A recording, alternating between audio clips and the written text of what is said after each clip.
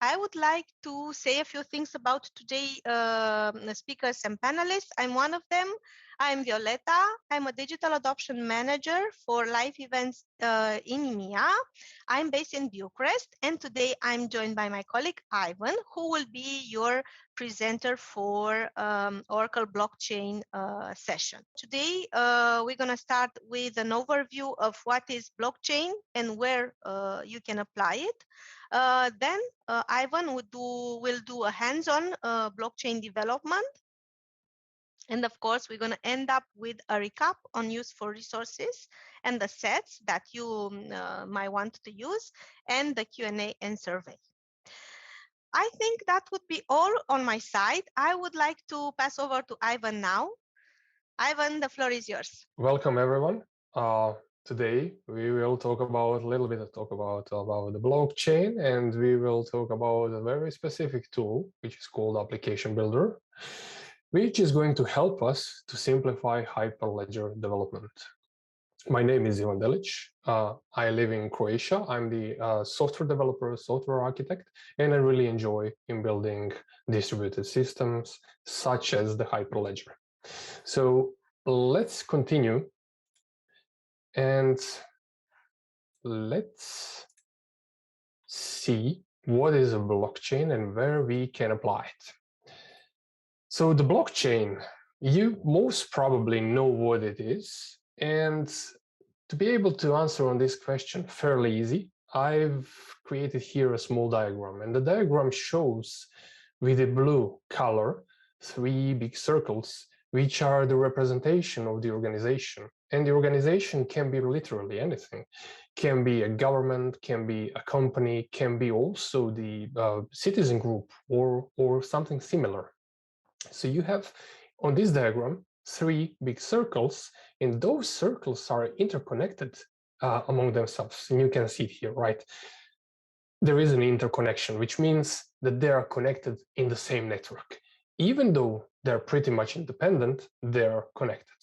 And each of the network members or organizations, they have their own small nodes within the different colors. And you will spot the green color, you will spot the orange one and the yellow one. And in general, the green color is the most important one here because it's a peer node, meaning that it's a data storage for the blockchain itself. So by observing this network, you will see that whoever is having a green circle here, it means that it owns a proportion of the data that is shared across the blockchain in the middle of the screen. So if I could rephrase the blockchain as a simple database, then we might act, or we might consider this as a distributed database with a lot of nodes across different networks and organizations. This is the story behind the peer node, right?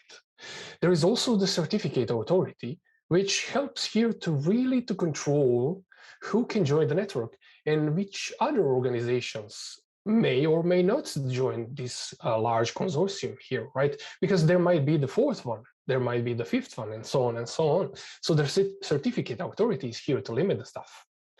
We also notice the orders that are part of consensus algorithm. Basically, they're very much responsible for the control of who can submit transactions and who can do what on the blockchain. And we will deep dive a little bit later about it.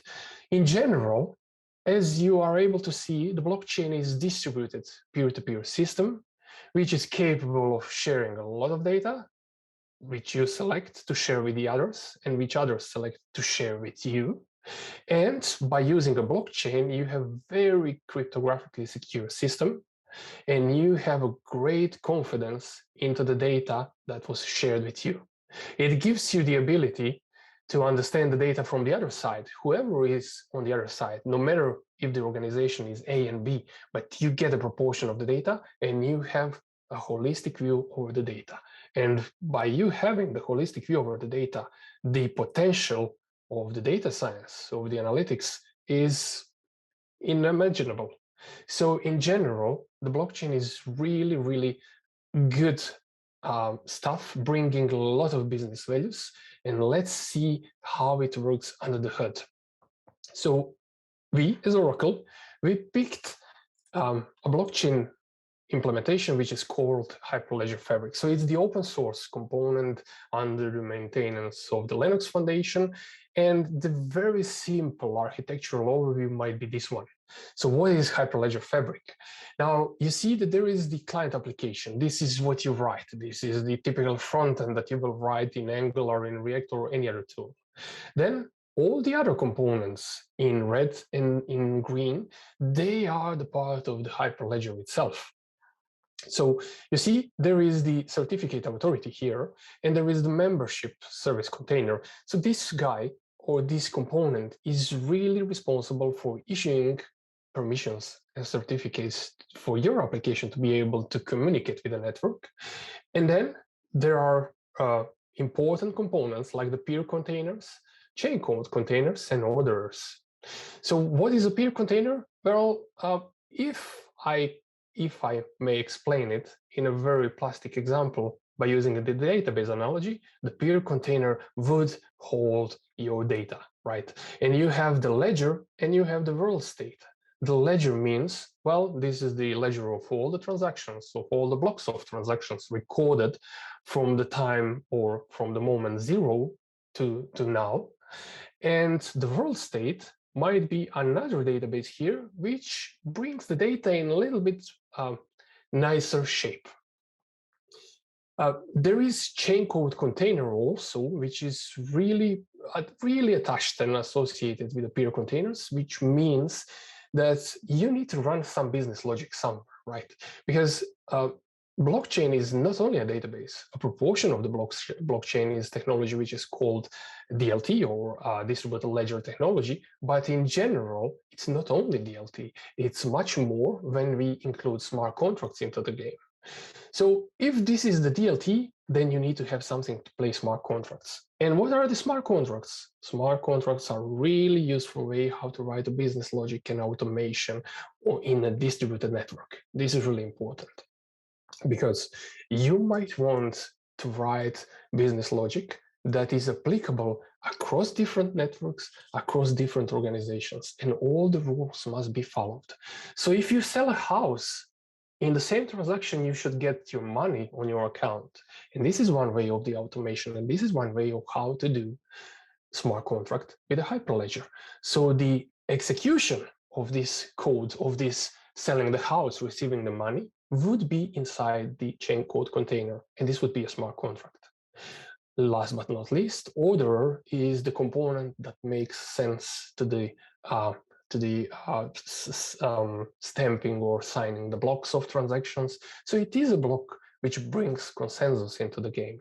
So all the transactions pass through the orders, and all the transactions are here in the order ordered with the exact time of receive, and then proceeded to the world state and ledger databases here. So this is a little bit about the theory about the Hyperledger Fabric, and now we can continue further. So inside the Hyperledger, one term is really well known, and it's the channel.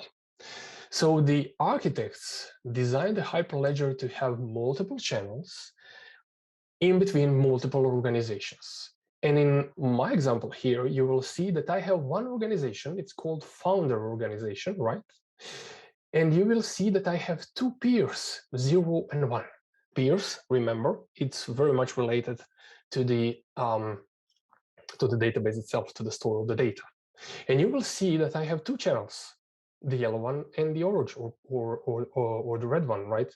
The one is called the dev and the second one is called default. And you will see that the dev is present only at the peer 0 and the default one is present at both of them. And this is the idea how you can isolate transactions and communication in between very specific members in really large networks. And this is what gives you the great enterprisability. So the Oracle built Oracle blockchain platform on top of the Hyperledger Fabric, but we also added a great value with the REST APIs for the integration, right?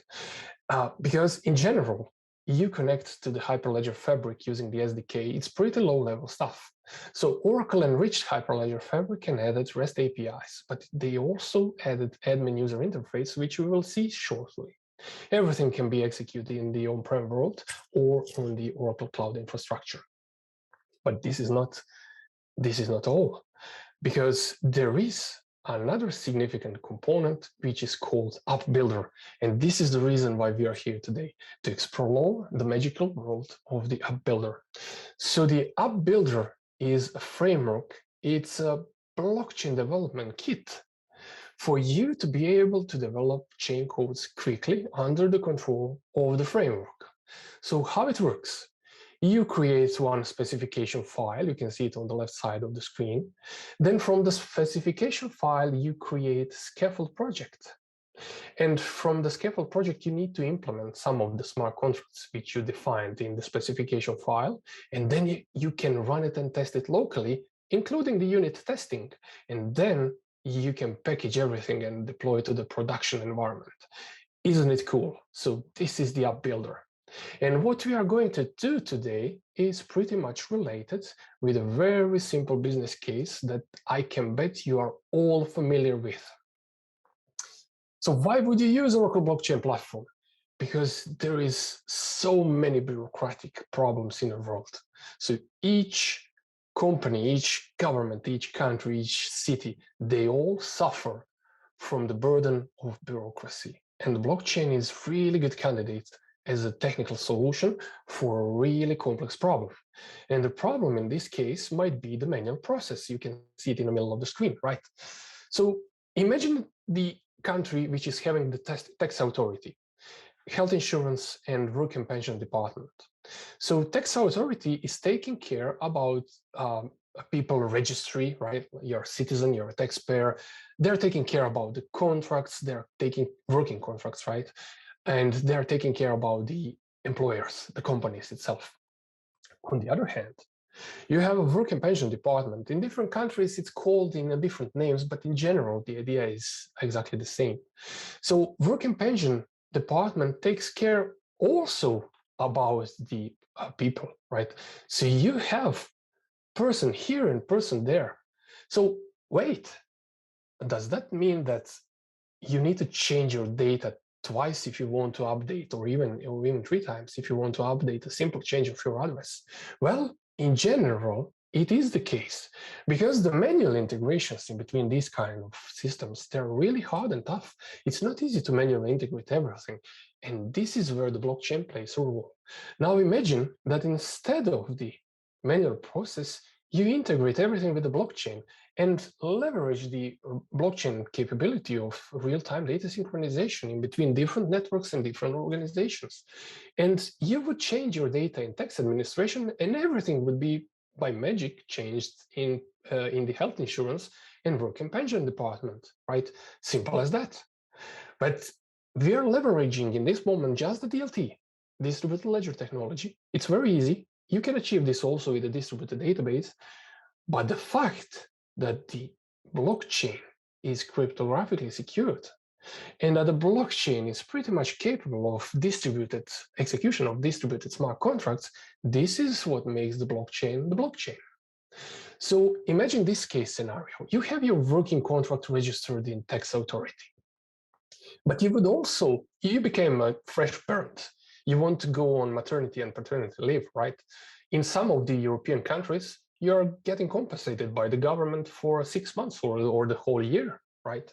So you're paid then by the government, and let's pretend that the work and pension department is the one who pays you for this kind of leave or the grant. Now, in very much typical way nowadays, you would go on the work and pension department, you would open the grant, and then you would go on the tax authority and you would notify them, okay, I'm on a paid leave now, please don't taxate me anymore because of my wages and working contracts. But in ideal blockchain world, this would be one transaction. So you would only go within the work and pension department, you would start your leave here, and everything else would be resolved automatically. You would never visit tax authority here. Why? Because the smart contract activated suspension of your working contract immediately after you started the grant or leave. Well, this is the magic of the blockchain, and this is the reason why we are talking today about the blockchain. There are many use cases in the world. In general, the blockchain is also a very affordable integration technology because of the DLT, right? So people, architects, they're using the Hyperledger from the very root, right, on their projects because of these capabilities. So the blockchain is not reserved only for the, I don't know, couple of use cases. Blockchain can be applied literally anywhere, and your task and your job as the architects and developer is to find how and where. Now, let's proceed with the hands-on blockchain development.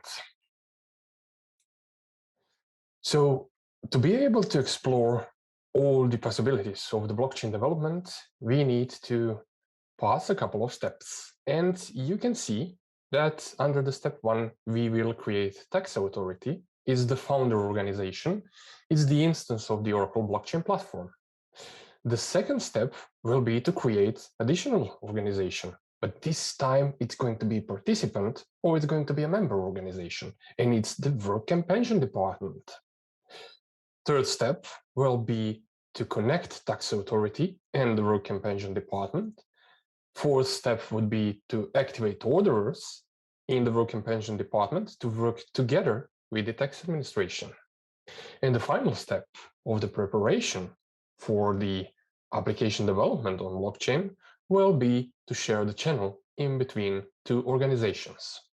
So let's jump in the hands-on part and let's switch to the browser. In the browser, you will see two active organizations. One is called Tax Authority, the second one is called Work and Pension. Ignore the one in the middle because it's in the status of the termination. Let's proceed with the Tax Authority. So if you click on the Tax Authority and if you choose the Service Console, you will get a Service Console. It's the nice user interface that we mentioned in our first chapter, and the user interface gives you really the good capability of observing what's your network status, how many peers you have, what's the status of the CPU, memory, and so on and so on. So if you choose the network tab, you will see that you have only one member, and it's the tax authority itself. Now, obviously, we need to connect those two instances. So let's select the second organization, but this time the member or participant organization. It's called Work and Pension. So let's open it and let's press Service Console.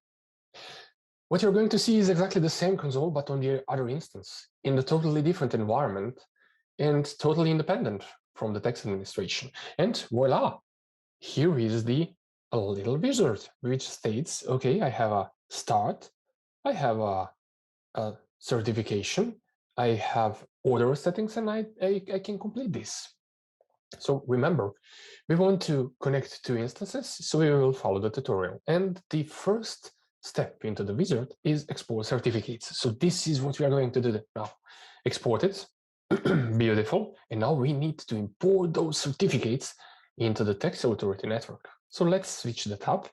I'm in the tax authority, and let's press the button Add Organizations. Now I will upload the certificate, which will be in my downloads folder, Work and Pension certificate, beautiful, and I will press Add.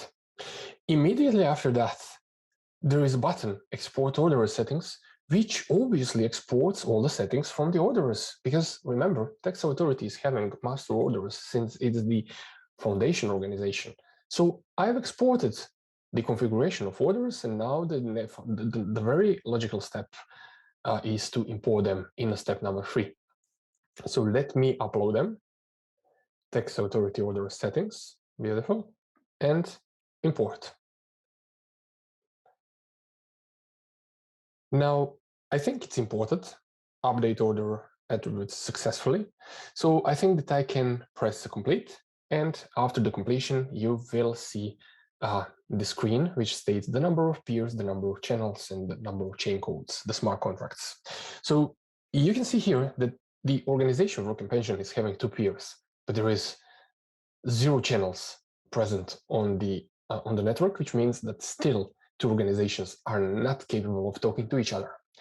So our next step is to make this possible, and we are going to do this by adding the orderers from the working engine to the network itself, to the text administration.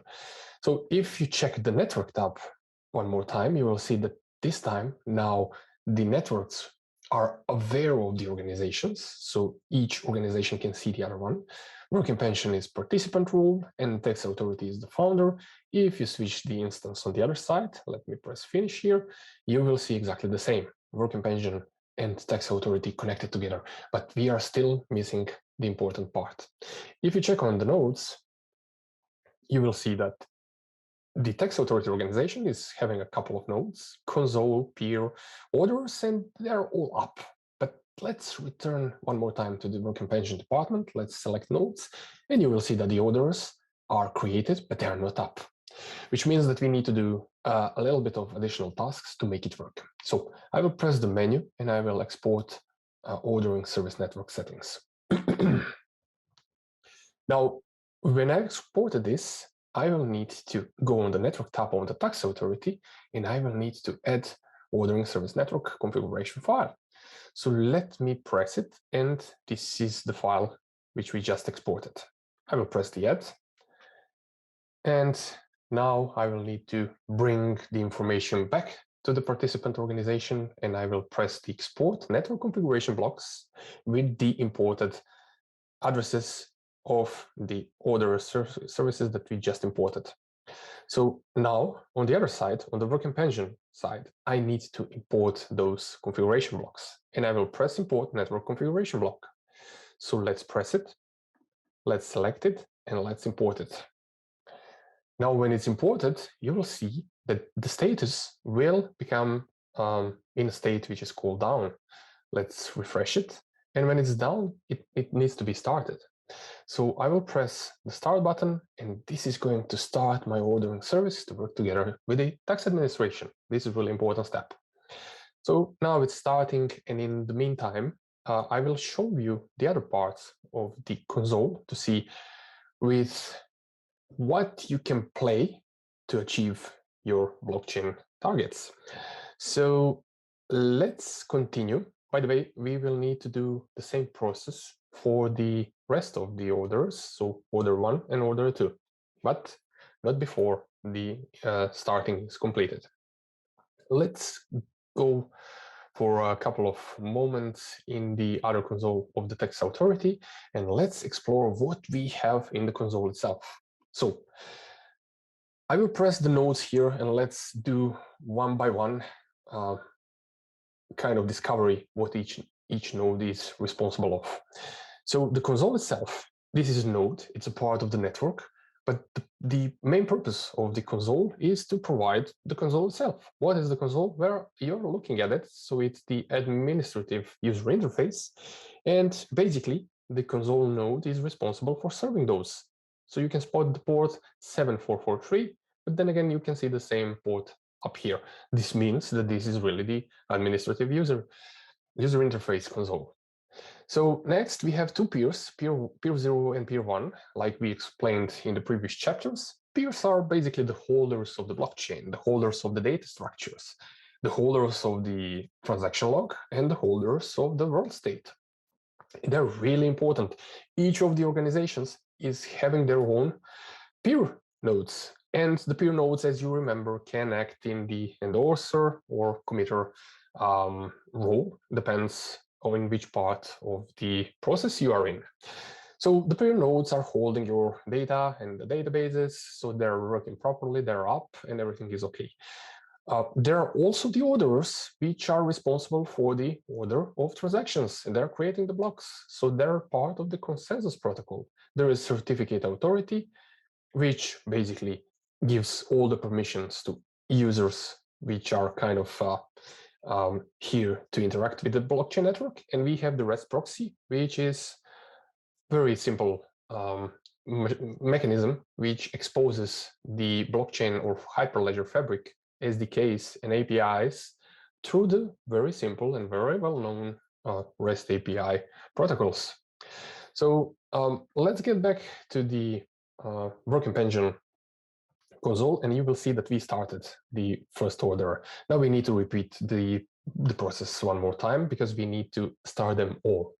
So I will go back again into the network of the tax authority. I will add OSN from the second order. So this is the one. Let me press add.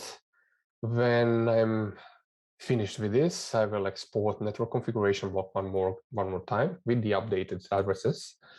And I will need to import it for the second order or the order number 1. Import network configuration block, select tax authority network configuration block updated, and press import. So this is going to be good, and I will need to refresh to make sure that it's in down state, and I will press start. And now in the meantime, while it's starting, I will continue to a little bit explore console together with you. So we figure out all the components, all the technical components of the network. Now we need to learn one more additional thing. We also mentioned the channels in the beginning. So the channel is really the abstraction. So imagine it like the VLAN virtual network on top of the physical network, which operates in a pretty much standalone way. So nobody can sense the data, nobody can see the data except the people or the machines who are included into the network. So this is exactly what the channel in the Hyperledger Fabric world is doing. So it's the isolation of the key informations and key messages inside the blockchain from the other participants who are not a part of the channel. They may be a part of the network itself, but the channel is the isolation of very specific partners in a broad network, so that they can talk to each other secretly. So if you're on a channel, you will be able to read and write data. Most probably, if you're not on a channel, even though you exchange all the keys that we've just seen, you will not be able to see anything. And in the tax authority, we have one default channel. It's created automatically when you create founder network. And our next step, you remember, the fifth step of our work is to share this channel with the other organization, because I want tax administration and working pension to be part of the same channel. So let's see if my node is up. It's up, and I will repeat the process one more time. I will export OSN. I will import OSN here in the network tab. So this is the last time that we are doing this. This is okay. I will press set, and after this, I will export network configuration block with updated stuff one more last time. And I will need to import it here. So let's pick the import network configuration block. And let's import it. Make sure it's down, and we will start it, and we are free to go on the next steps. And what is our next step? It's the sharing the channel between two organizations. Remember, so what we did, we created tax authority, or I pre-created this for you. I also pre-created working pension department, so two organizations. This is a very easy process. You can achieve it fairly easy from the OCI console. It's a very simple button here. So when you go on the blockchain platforms in the OCI, you will be able to click create blockchain platform. In one case, you will select tax authority to be creator of the new network, and you will choose Hyperledger Fabric 224, and the shape might be standard. While when you're creating working pension department, you will most probably select join an existing network. So it means that it's a member, it's a participant. So they're not the masters. They will need to join the network, and the administrators will need to collaborate in between to enable this kind of collaboration. And I will pick exactly the same Hyperledger Fabric version, and I will pick the standard edition. Cool. So let's proceed, and let's see if all my orders are up. If they're up, it's still starting, nevertheless. we will proceed with a little bit of the exploration, and then we will come back. So we detected the channel itself. So our next step for sure is the fifth step, to explore the channel itself, right? You see the fifth step here. But before that, we will see just a little bit about the chain codes. So these are the smart contracts that we are going to write with the application builder. This is the business logic that is going to operate over the data, and that it's going to help to store the data in a proper way. And there is the last tab also, it's called developer tools. And of course, from developer tools, you will be able to download the app builder. You see the command line interface CLI here, and you see the Visual Studio Code extension here. So these are the very useful tools for you to be able to quickly generate blockchain applications, or the smart contracts, or how it's called in the Hyperledger Fabric world, chain codes. Let's do one more time check if we are ready to go. Working pension, all three orders are up, and this is great news for us. Why? Because now finally we can go on the channel tab on the tax authority, and we can share the channel with the other organization, right? How? Well, you will press the button here, you will go on the edit channel organizations, and now you can see that tax authority is included, but the working pension is still not included. So let's select it. ACL, or the role might be read and write, because I want both organizations to be able to read and write over the data. Why? Because if you change your data in the working pension, I want the same to be applied in the tax authority, and vice versa. Very simple, very logic. There is always the option to make it read only, and then the potential reader can see the log of blocks, can see transaction logs, but cannot do any smart task with the contracts. So I'm choosing reader writer. I'm submitting I'm submitting the change of the channel itself. And now if you go inside your working pension console, switch or pick the channels, you will most probably see that there is the update, and that now you have channel which is called default, which is administered by tax authority. So the message was spread with a gossip protocol, which gives to you a sense of feeling how the informations are shared on the blockchain on a very distributed network. So what I need to do now is I need to join peers to the channel, because you see, 0 peers are available for the moment. So there is a channel, but there is no one who can work on the channel. So let me join peers 0 and 1. So both of them, I will press join, and I will make one of these peers as the anchor node, which is really helpful in the cross-organization communication across the network. So what I'm going to do now, I will go inside the channel. I will select the peers from the menu on the left side, and I will mark one of my peers as the anchor peer. It was saved successfully, and I will do the same on the other side. So let's go in tax authority in the channel. Let's pick peers, and let's make a statement that peer 0 is the anchor peer at the moment. Good. I think that we are good to go. And I think that we can jump in the next and the following exercise. And what is the following exercise? Well, now we will develop chain codes using the app builder. So what are we going to do today? We will install app builder CLI, or I already installed it, but you will follow a short tutorial depending on your operating system. And when you have the CLI, then you're good to go with the development. I will need to ensure that I have the blockchain user ready. I will show you how to do this, and we will explore app builder basics together with the development of the data synchronization and data automation. And we will test chain codes with Postman, and we will run small little demo frontends locally to test those chain codes. And what is the business use case? Well, it's the business use case on how you can synchronize data very quickly. Remember the diagram that I was showing before. So the diagram, this one here, which explains that whenever I change the person in any of these organizations, all the data needs to be exchanged immediately across other organizations. And this is the data synchronization.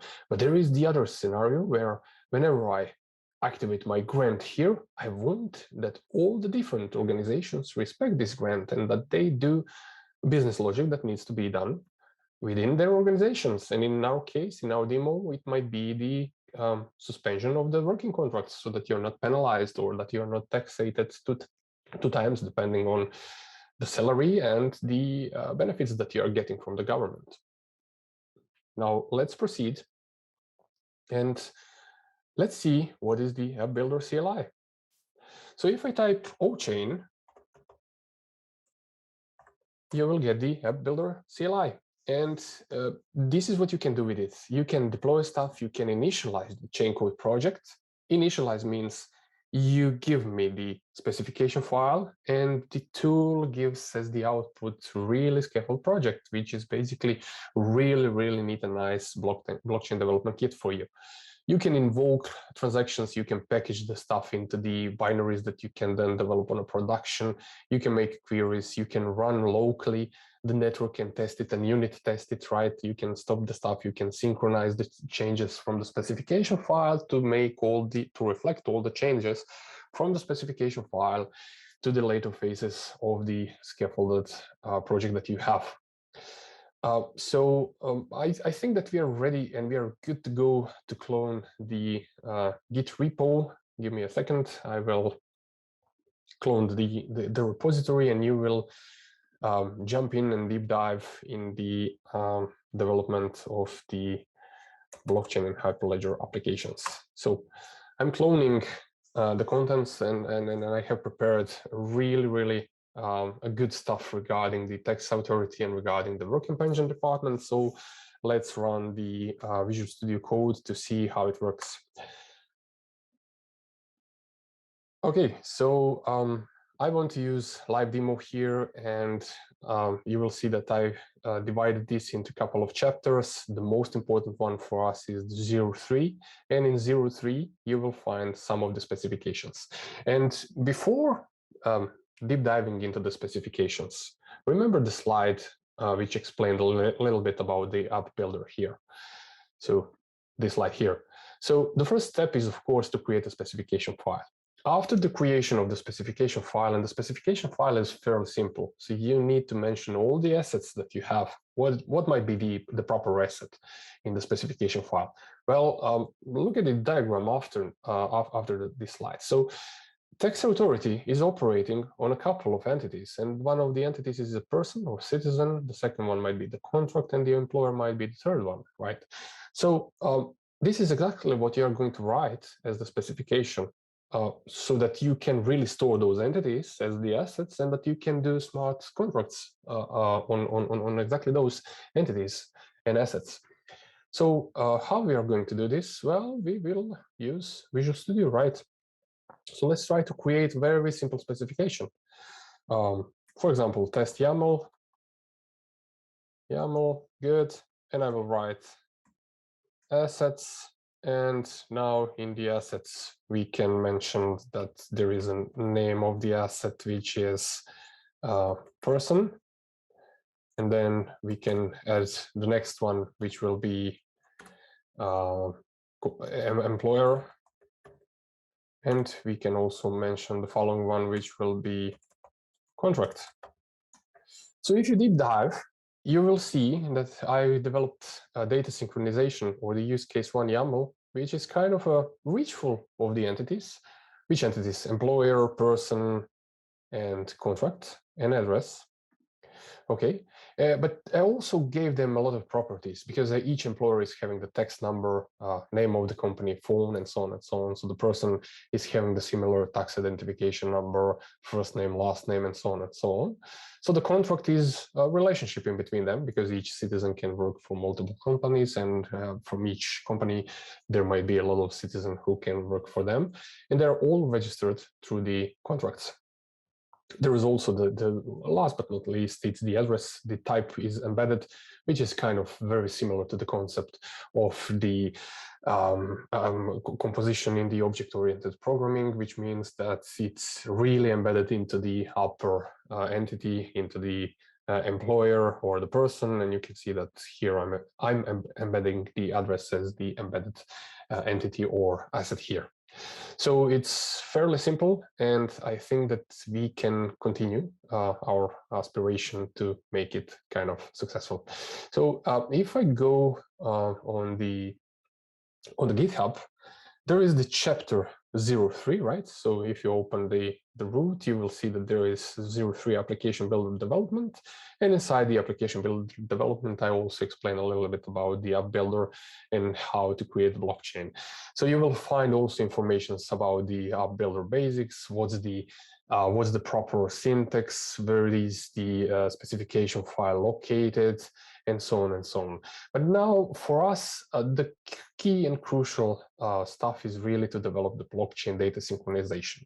But before going on the development, we will do just one more thing so that you can see how you can give the user permissions to different users, that they can operate something on your network.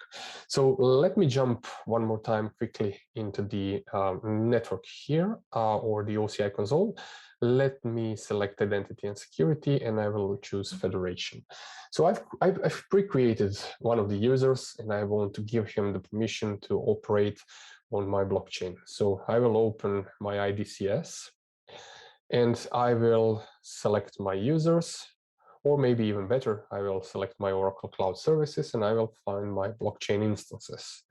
They're located most probably at the end. So you can see tax authority here and working pension. So let's start with the tax authority. Let's go inside. There are application roles, and you will see that there is administrative application role and the user application role. So I will assign user. My user is called OBP. And I will select this one, and I will press OK. This is really good. And I will do the same and give him the role of the REST client so that he can really call the endpoints from the Postman itself, so from my local computer. Assign users, again, OBP. Selecting the same one, OK. And now I have, besides my account, I have additional user on the admin and on the REST client. This is really good. And then we will do the same for the work and pension department. Application roles, assign users, one more time OBP, pressing OK, and doing the same for the REST client. Assign users, OBP. Now you're sure that you have dedicated account which doesn't have too much of permissions on in general over your infrastructure in cloud, but it does have the REST client roles, which are kind of crucial for demonstration of our task. So you can close the console and everything will be okay from this perspective. And let's go back to to our development process.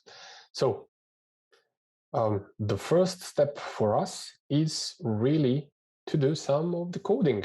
So let's do some of the coding, and let's simplify the Hyperledger development. How?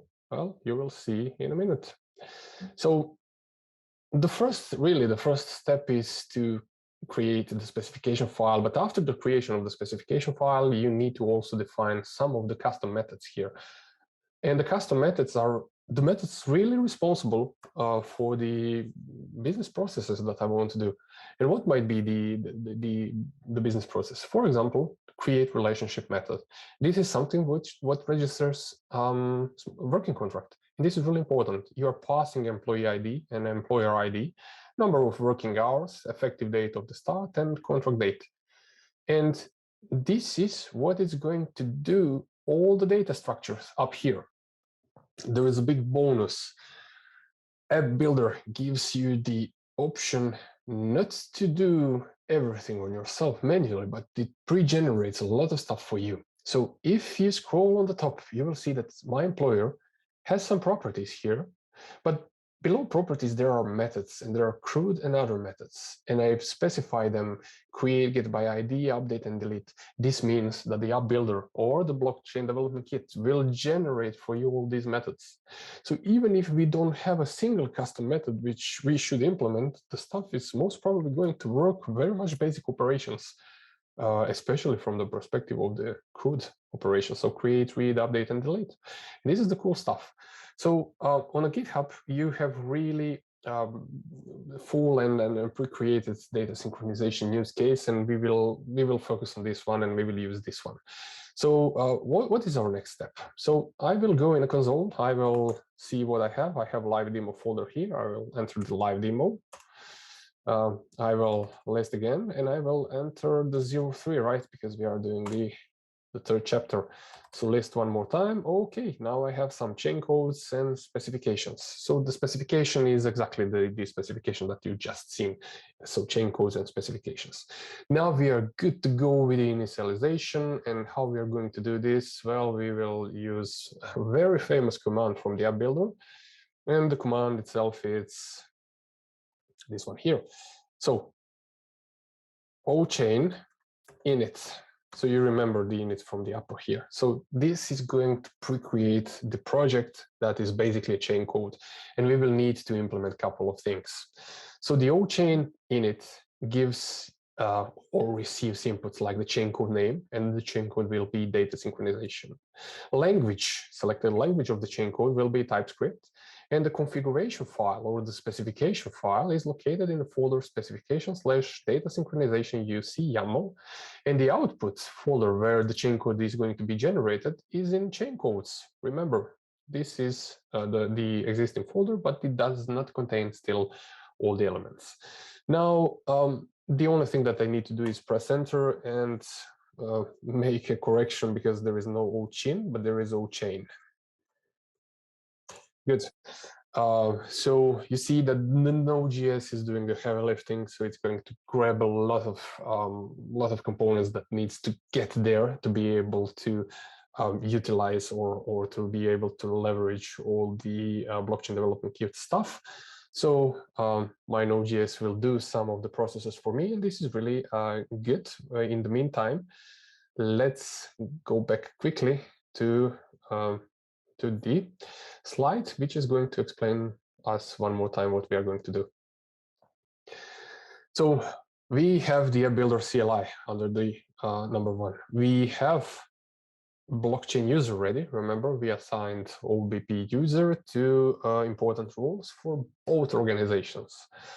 We've seen app builder basics, so you know that you need to write specification file with the definition of the assets, and you know that there are some of the custom methods which they are going to help us to create automation over the data and assets. Now what we are doing is that step number 4 is the use case 1, development of the application, which is called data synchronization. So this is what we are doing.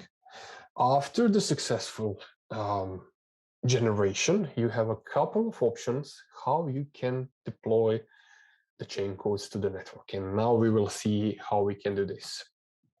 While the Node.js is doing the stuff, I will open a GitHub for a moment. And you will see that in the use case 1, or blockchain data synchronization, there is a little bit about the explanation. What is our business use case? There is the full asset created here, but below you will find a couple of important notes how to deploy. So after you kind of implement all the necessary stuff that needs to go on the chain code, you can run and test the network locally.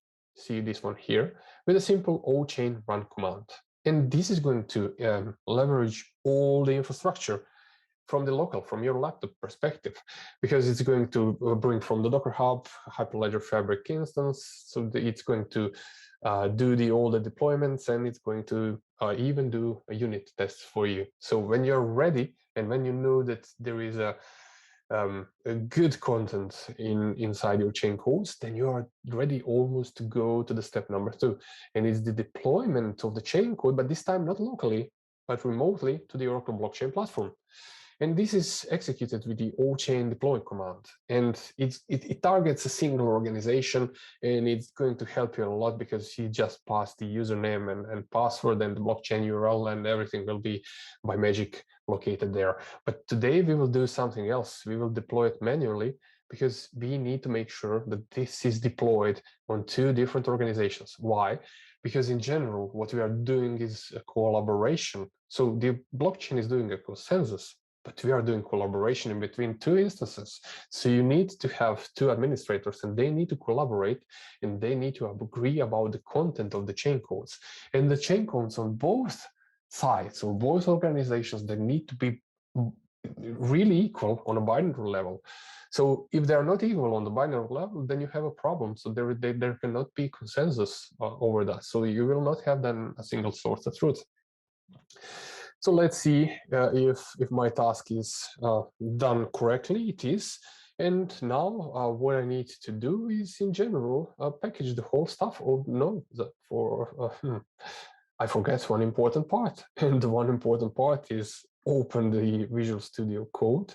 Open the chain code now, and you will see that there is data synchronization in this moment. So let's open the data synchronization, and you will see that there is a source folder, and there is data synchronization controller. And if you see all the methods that we stated, CRUD methods, they're pre-created, create employer, get employer by ID, they're all implemented. So the stuff is really able to work to do some serious tasks. But if you scroll on the bottom, you will find out that the custom methods are not implemented. So your task is really to implement them. How? Well, I prepared a good folder here. It's called custom methods. And in custom methods, you will pick data synchronization, and you will see that I already prepared a really good piece of code, which is going to do exactly what it's supposed to do. Create relationship in between employer and employee to make a working contract. How? Well, you will read employer from the blockchain itself, you will read employee from the blockchain itself, you will create a new entity or new asset, which is called contract, and then you will save contract, simple as that, and you will correlate the contract with the employer and employee by pushing the contract ID to the master assets that you have, and master assets in this case are employers and employees. So this is what you need to implement in general. I will use the copy option because it's going to be really easy for me. So let's copy, and let's use the implementation file called data synchronization controller. So I will select and replace this. I will press save, and don't forget, there is additional stuff that you need to copy from the data synchronization. It's the import of shim, because I'm using it, and you need to place it here on top. Now save it, and you will see that there are no errors yet or still. And I think that we are almost good to go. There is only one thing that you need to replace. Let me show you what, because there is something that I need to replace, and these are the lines 31 and 32. So because I'm doing cross-chain code invocations, I'm not satisfied with line 31 and 32, so I'm replacing this with this, and this will make my chain codes very successful of running really some serious inter-chain code communication. Good. I think that we are ready to go to execute the function that it's called O-chain package.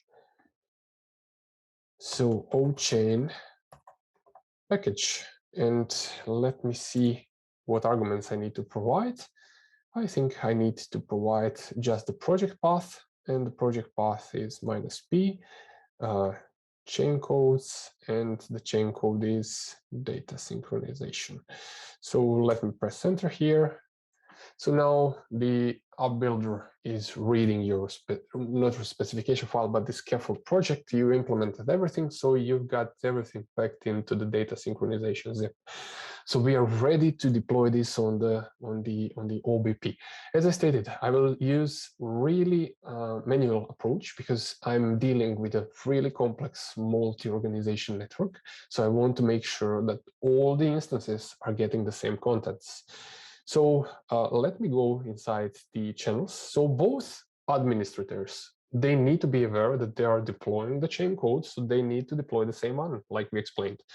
So let's see the tax authority. So let's state that the tax authority is kind of the owner of the chain code, even though the chain code is really published on all the members of the channel itself. Yeah, let's do a chain code here, and let's deploy a new chain code. You will pick advanced deployment, and you will write here data synchronization. The language of the implementation is Node.js, right? And we will deploy the binaries to both peers, to 0 and 1. And we will upload the chain code file. Where is my chain code file? Well, it is in live demo in 03 develop up, and here it is, data synchronization zip. So let's press next.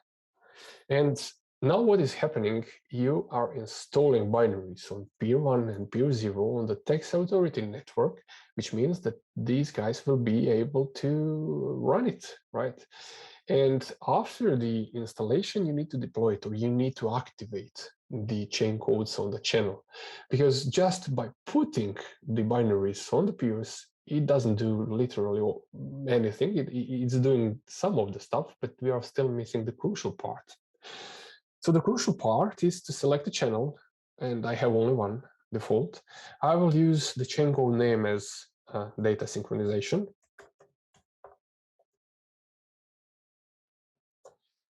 And my version will be v1, and I will press next, and this is going to activate the network for me. So data synchronization.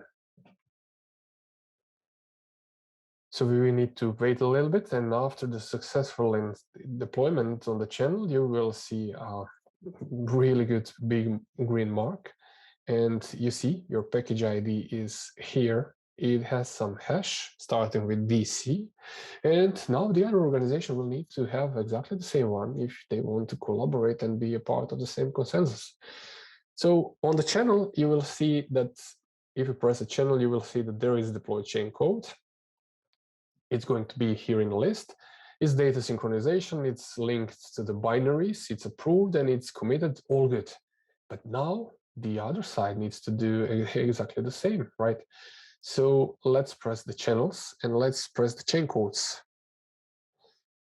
The second administrator needs to install it, but it doesn't need to activate it because this is going to be executed with a gossip protocol in between. So deploy a new chain code, use the advanced deployment, use the same label, pick the same implementation and install it on all of your target peers and upload the chain code specification or binary. Press next. And after next, we will stop because I don't want to deploy it.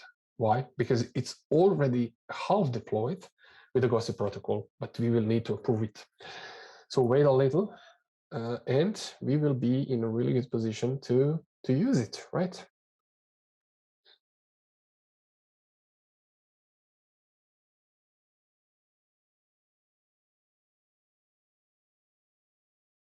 Great. But I don't want to deploy it as I promised. I want to close it. Now you have a chain code, you have a binary, but now go inside the channels and enter the default channel and then go inside deploy chain codes, and you will see that there is a chain code specification here already, but it's still not approved. And your task is to approve it. How to approve it? Well, you need to push big blue button approve, but I want to select the specification file. And remember, DC is the start of the hash. This means that they are most probably equal on a binary level, which gives me the confidence to approve it. So I'm approving the same. And now we are good to go with the testing already. Oh yeah. I will enter the postman and I will reuse the stuff that I already have. So I need to just modify a couple of things. I think that the data synchronization name of the chain code is good, and the REST proxy address is, I think, it's tax authority, but I'm missing one more information, and I will read this information from the URL here above. So the nodes will tell me a secret about the address of my REST proxy, and you can see REST proxy here, and you will see that the name of the REST proxy is tax authority -2. So I will basically copy the whole domain name, and I will paste it in the Postman. So I'm pasting it, and I will need to add a little bit more because I need to get the URL in a complete sense. So give me a second. I will press it and trying to change the variables, and I will use REST proxy API here, and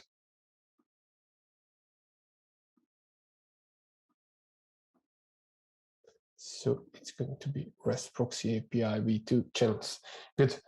Can I start to play immediately? Because I have my authorization in place. So it's the OBP user 1, right?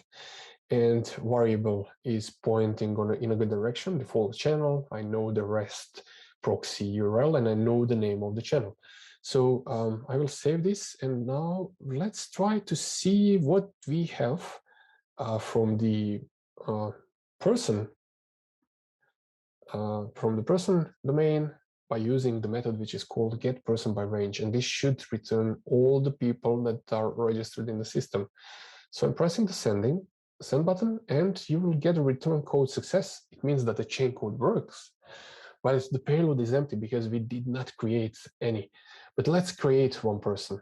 So I have prepared create person. You can still find it on the GitHub repository, the export of my Postman project, and we will open the body, and you will see that I'm calling the chain code data synchronization. I'm calling method create person, and I'm sending some information how to create it, and I will press send. So this is going to create really the physical person. You will get the transaction ID, and you have all the details. Now, when you execute the same chain code one more time, this one will return to you. Now you see it's fairly simple to work with a Hyperledger through the REST proxies, and this is one of the greatest achievements of the Oracle blockchain platform, because it simply enriched the Hyperledger SDKs with the REST APIs, and it's really, really useful within the modern application development. Good, the stuff works. Now we need to do the same for the second chain code, and let's repeat the process. And what is the second chain code? If you remember, our use case is kind of quite a complex one. So we just created data synchronization. So the golden labels here. When you change person in one, it's going to be changed in the second and the third. But the true power of the blockchain is the automation with chain codes and smart contracts, which are inter-organization changes. So whenever you activate your maternity or paternity leave here, the working contracts should be suspended in totally different organization, which is not under your control. So this is the crucial stuff that we are going to develop within the use case too, and it's the development blockchain data automation. So let's see what I have in Postman, in Visual Studio Code. So if I close those resources, because I'm pretty much satisfied with the data synchronization, I will not save this one. Let's open the specification, which is called data automation. And you will see that in there is a grant called leave. So it's a paid leave, it's a maternity leave, it's paternity leave.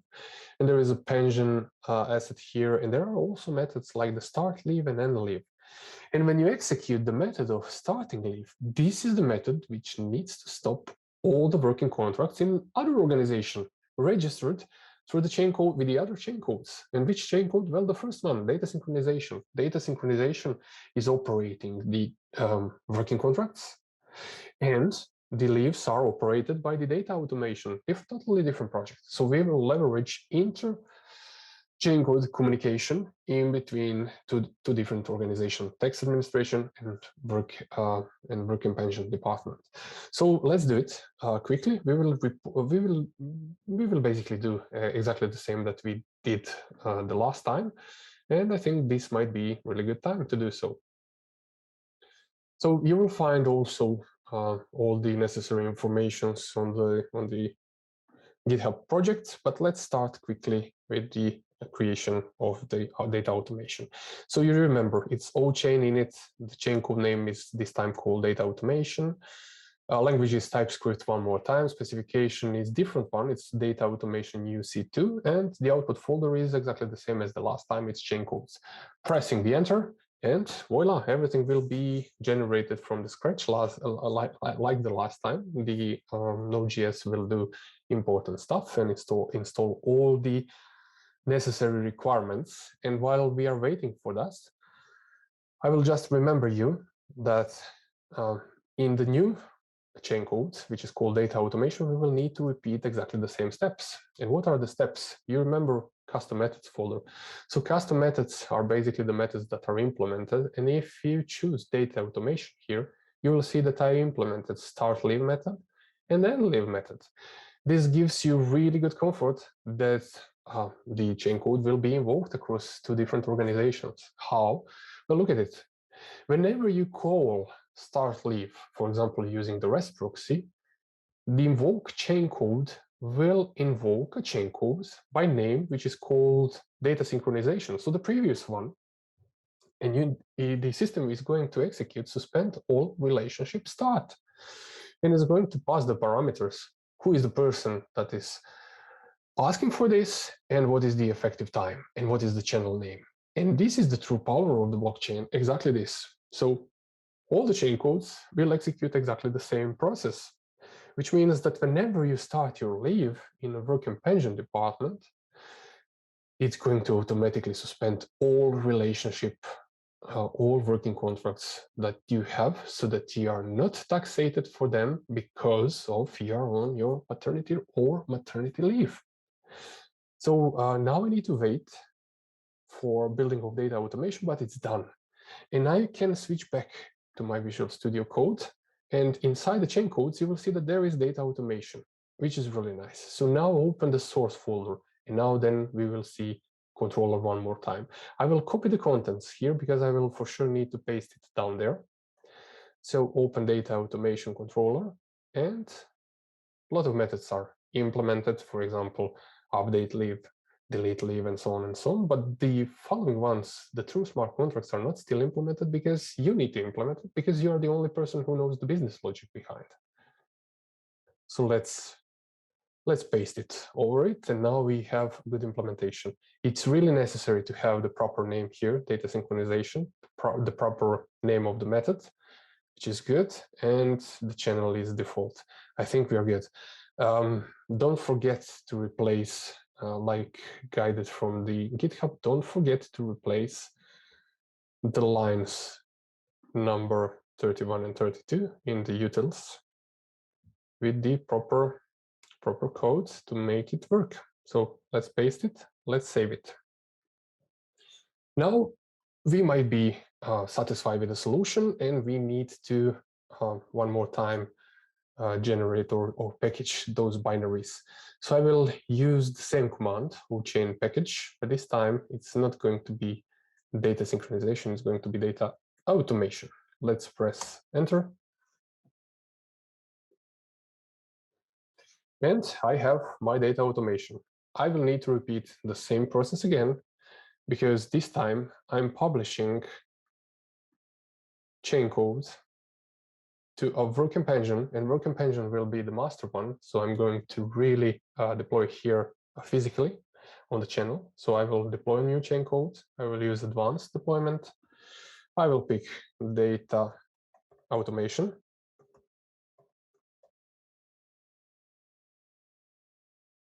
And I will pick Node.js and both peers. Upload specification file. This time it's the data automation.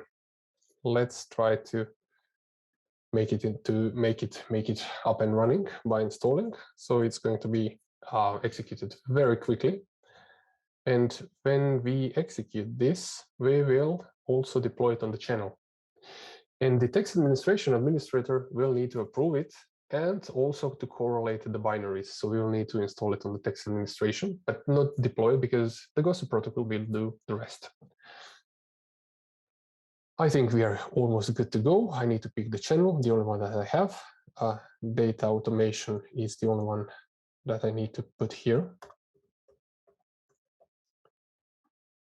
Let me copy it. So automation version 1, and I'm good to go.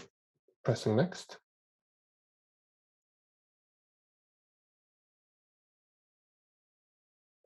And we are good to go.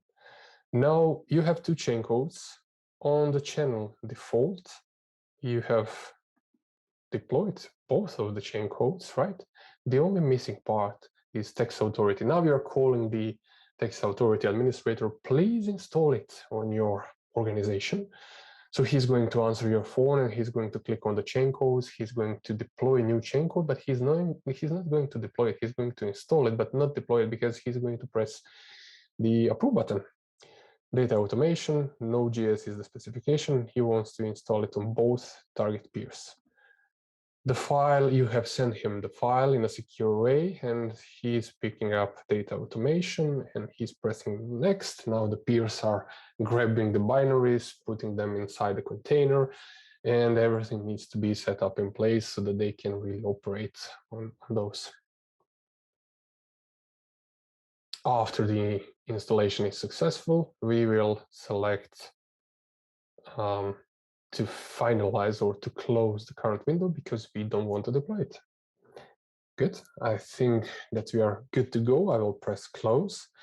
And now you have two package IDs. And now you need to go on your channel and you need to see what do you have in the channel list. So the data automation is still not approved and you need to approve it.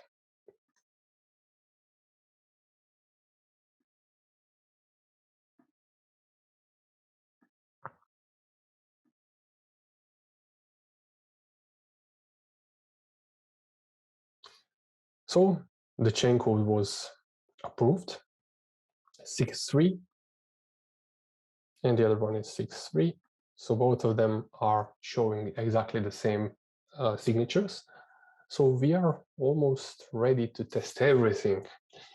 And how we are going to test everything? Well, if you check the GitLab guide, we will have the next chapter, and the next chapter is chapter number 4.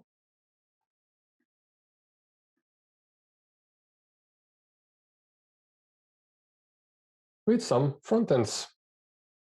So the key and crucial stuff here regarding the front ends is that we need to disable CORS on the Google Chrome if you're using it. So you will need to do your manual task however you know to do it. In general, I can share with you how I did by opening on the MacBook Google Chrome with the specific user data directory and disabled web security and disabled site isolation trials. So when you run this, you will get a blank Google Chrome, and the Google Chrome will be able to communicate with the REST API.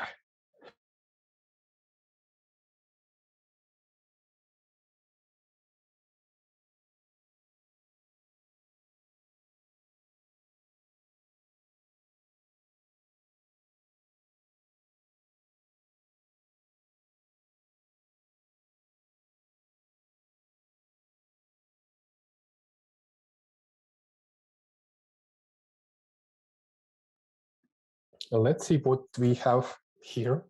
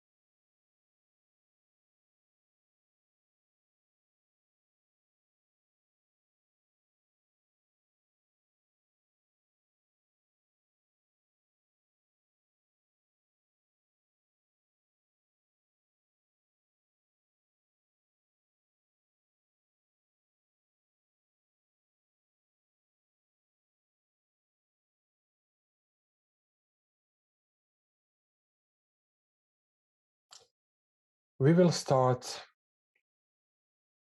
the process by selecting the following folder. And the folder is called 04, so cd 04 list. And you will see that there are some frontends. So if you open Visual Studio Code, you will spot exactly the same folder here. Let me close these ones. And there is one frontend, and there is Tax Authority, and there is Working Pension folder. So let's go in the Tax Authority folder here, and let's see what we can do. cd Tax Authority, or cd frontends and then Tax Authority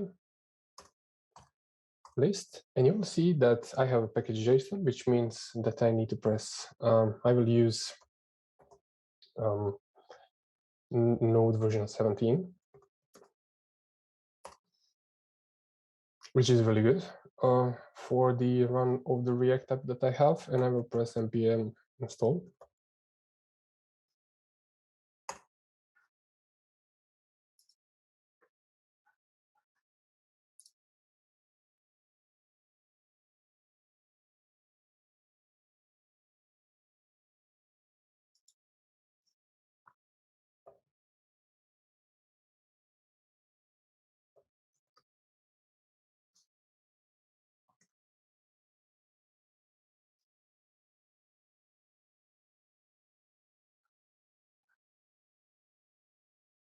Okay, now the Node.js is installing all the components.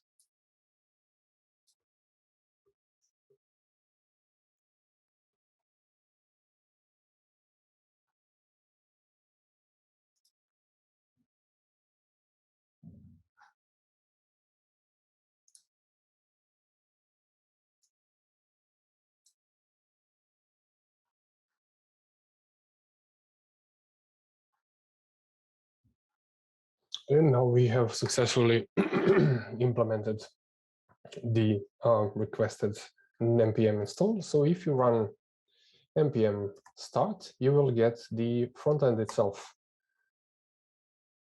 on the folder 3000. And there is one really important thing that you need to do, because my application does not support the legacy SSL provider. So you will need to override it explicitly, and I will show you how. So basically, you will need to export node options, and you will need to register the OpenSSL legacy provider. So do this. Sure, you need to write a type export. And now run it again with npm start. Wait a little bit until it loads.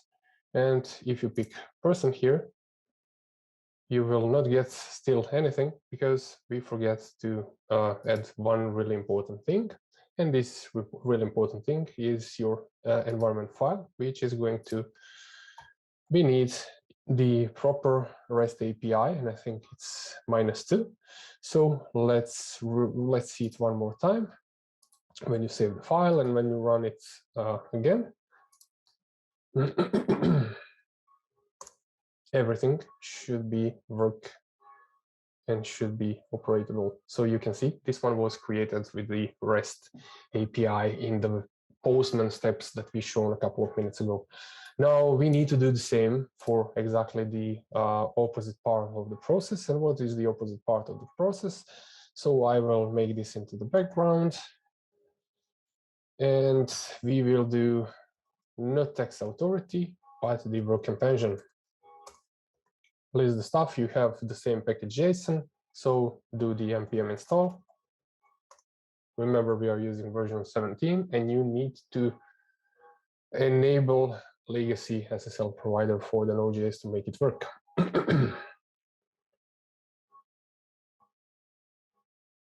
So it's going to repeat all the process one more time. We need to wait a little bit, and everything will be ready in place to test the real useful smart contract operation in between working pension department and tax administration.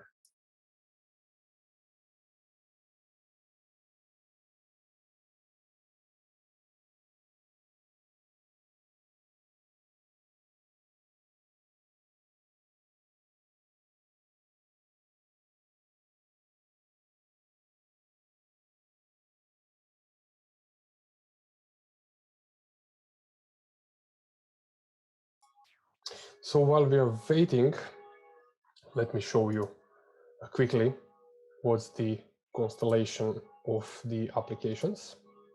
So the front ends, you have two of them, tax authority and working pension. So it's a very much simple React application. You have also Kubernetes deployments. You have the Docker file definition, but we are not going to do them today. But for your internal development, you can always reuse it and make it available on inside the Kubernetes cluster. So the source files are located here. You have the index.jsx, you have the tax administration components, and you have a lot of components here to make it work. So let's see what's the status.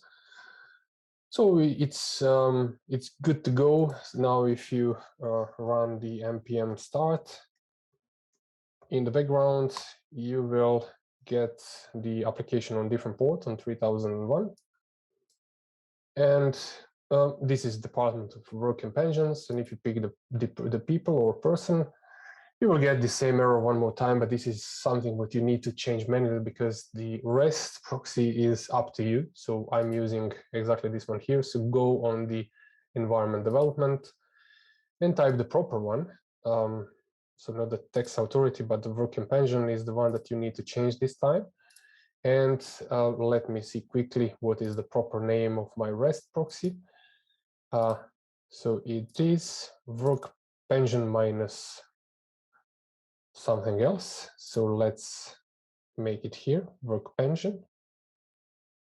Select everything, paste, work pension, control save. Going back to the browser.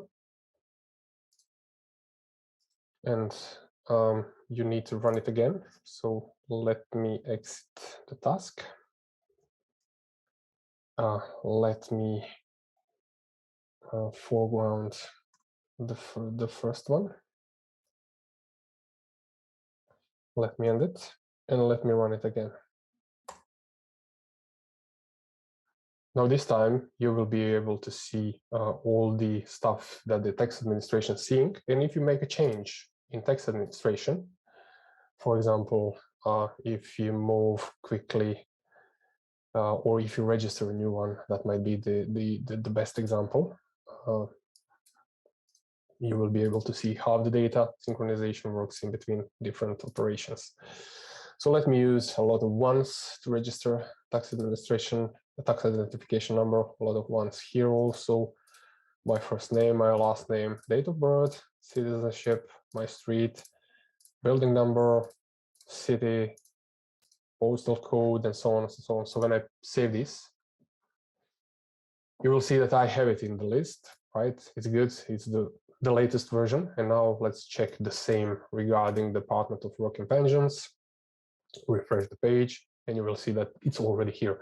And this is a great way how you can synchronize the data in between independent and distributed environments.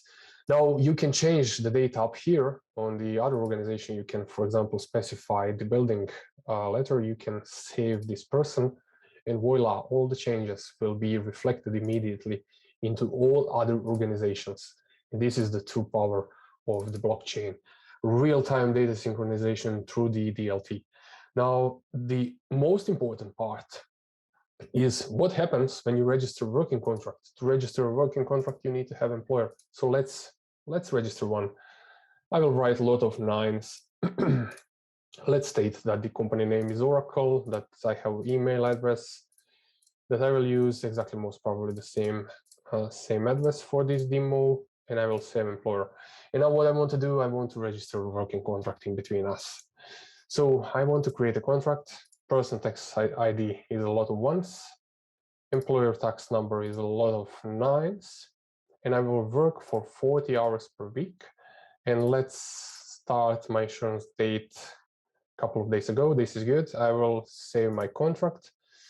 And voila, I have one working contract. And now I want to go on paternity leave. So I don't want to do anything with the tax administration or tax authority at the moment.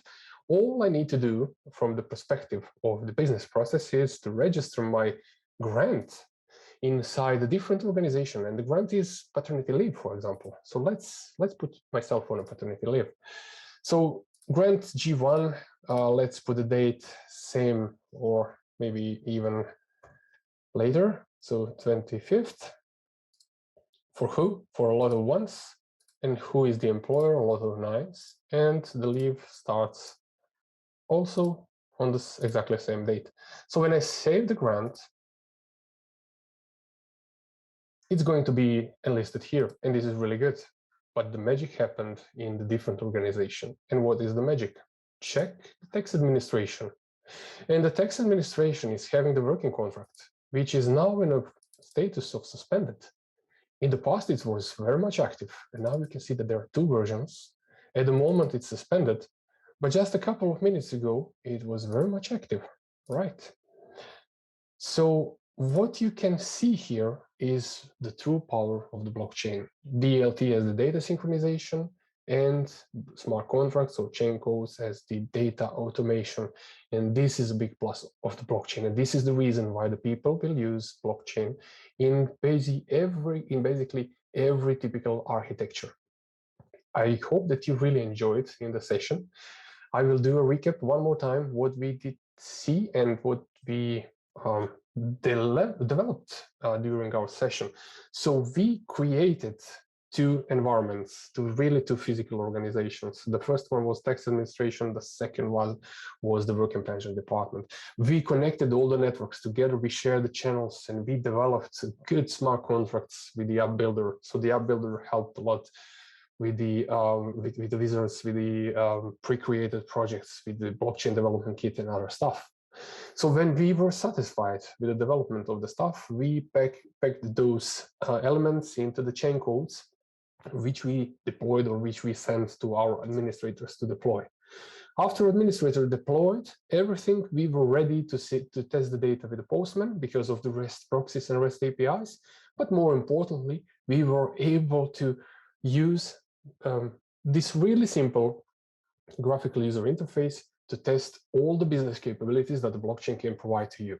And this is the essence of the blockchain. And hopefully you will do your research, and hopefully you will do your development based on Hyperledger in the future. Don't forget, Oracle Blockchain Platform is a really great platform where you can easily provision, where you can easily maintain your Hyperledger nodes. And it's really, really good accelerator of your business and of your technical capability of the Hyperledger. Thank you very much.